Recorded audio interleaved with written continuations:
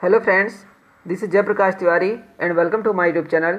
आज की वीडियो में हम पढ़ेंगे कक्षा 9 के लिए हिंदी विशिष्ट का एक बहुत ही महत्वपूर्ण पेपर जो कि आपके फाइनल एग्जाम वार्षिक परीक्षा के लिए बहुत ही ज़्यादा हेल्पफुल रहने वाला है। सभी प्रश्न जो है महत्वपूर्ण रहेंगे, वायरल पेपर है। इस सभी वीडियो को आप पूरा देखें और इन प्रश्नों का लाभ उठाएँ, क्योंकि ये प्रश्न हो सकता है कि आपको आने वाले वार्षिक परीक्षा में मिल जाएँ, जो कि कल पेपर है। तो आइए अपने वीडियो को हम शुरू करते हैं। सबसे पहला प्रश्न रहेगा वस्तुनिष्ठ प्रश्न। दिए गए विकल्पों में से सही विकल्प चुनकर रिक्त स्थान की पूर्ति करें। मीरा ने डैश रूपी धन पाया तो राम नाम रूपी पाया था। फिर है कवि पंथ ने धरती में डैश बोए थे, तो क्या बोए थे? पैसे बोए थे। पन्नाधाय ने देश की रक्षा के लिए अपने पुत्र डैश का बलिदान कर दिया, तो पन्नाधाय के लड़के का नाम चंदन था। डैश में आयोजित विश्व धर्म सम्मेलन में विवेकानंद ने भारत का प्रतिनिधित्व किया, तो इसका आंसर आएगा शिकागो आएगा, शिकागो में। फिर डैश नेक्स्ट जो क्वेश्चन है, प्रसिद्ध रीतिकालीन कवि हैं, तो इसका आंसर आएगा घनानंद। नेक्स्ट दूसरा प्रश्न रहेगा निम्नलिखित कथनों के लिए सही विकल्प चुनकर लिखें। कौवा कृष्ण के हाथ से छीनकर ले गया, क्या ले गया? तो माखन रोटी ले गया था, तो इसका आंसर हो जाएगा फ्रेंड थर्ड। ठीक है।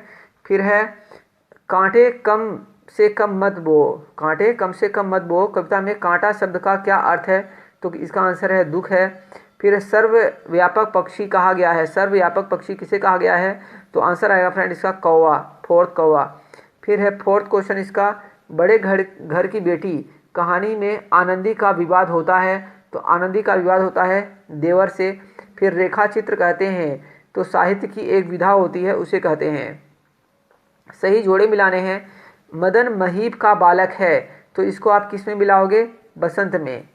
फिर नेक्स्ट जो इसी में है, यह किसी शहीद का पुण्य प्राणदान है, तो आंसर आएगा इसका दीपक। कपिल वस्तु में कहावत थे, तो इसका आएगा स्वयंजात, कपिल वस्तु में महावत थे स्वयंजात। कर्ज को भार मानने वाले, तो जो इसका आंसर आएगा हैविएट चैंपियन। सिर पर चढ़ाने का अर्थ है बढ़ावा देना। नेक्स्ट जो रहेगा सत्य असत्य के लिए रहेगा। कवि रैदास के अनुसार हम चंदन और प्रभु पानी, तो ये क्या आएगा? असत्य आएगा फ्रेंड, असत्य आएगा। फिर कवि रसखान ने राम के बाल्यकाल का वर्णन किया है, तो ये बिल्कुल गलत है, कवि रसखान ने नहीं किया है। ठीक है। नेक्स्ट जो प्रश्न दे रखा है इसमें, जीवनलाल का कमला को विदा न करने का कारण धन था, तो ये आंसर आएगा सही। फिर पुस्तकें संसार में सफलता की कसौटी हैं, तो सत्य है। कविता में शाब्दिक अनुशासन का नाम छंद है, तो ये भी सत्य है। नेक्स्ट प्रश्न पर चलेंगे, जो कि रहेगा एक शब्द में हमें उत्तर देना है। विक्रम साराभाई कौन थे? तो विक्रम साराभाई महान वैज्ञानिक थे। विक्रम साराभाई कौन थे? महान वैज्ञानिक थे, जिनके नाम पर विक्रम साराभाई अनुसंधान केंद्र रखा है, आपने जाना होगा। अंबर कलंक किसे कहा गया है? तो राजा मानसिंह को कहा गया है। सबरी ने राम को प्रेम सहित खाने को क्या दिया? तो आपको पता होगा, कंदमूल या फल बेर बोल सकते हैं हम। कवि धनानंद ने स्नेह का मार्ग कैसा बताया है? तो सीधा और सरल बताया है। छठा है चंद्रबरदाई किस काल के कवि थे? तो चंद्रबरदाई जो है वीर गाथा काल के कवि हैं। नेक्स्ट प्रश्न पर चलेंगे। छठा प्रश्न रहेगा भक्ति और भगवान के संबंध में रैदास ने अलग अलग कौन से भाव व्यक्त किए हैं, स्पष्ट कीजिए। तो इसको सुनने का प्रयास करना अच्छे से। रैदास के अनुसार भक्ति के केंद्र में समर्पण होता है। कवि रैदास ने भक्त को उस तत्व के समान बताया है जिसमें चंदन रूपी परमात्मा की गंध बसी है।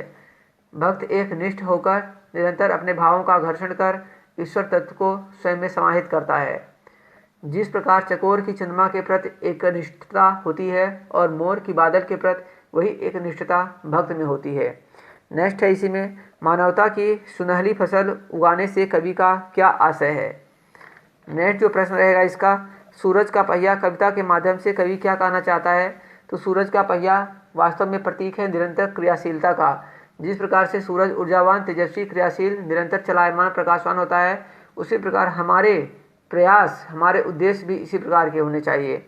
नेक्स्ट है कांटे कम से कम मत बो कविता की केंद्रीय भावना क्या है? जो कांटे कम से कम मत बो कविता की केंद्रीय भावना क्या है? तो कांटे कम से कम मत बो का केंद्रीय भाव है कि कवि मानव की असीमित शक्तियों का उल्लेख करते हुए उसकी चेतना के उदात्त पक्ष को प्रस्तुत करता है।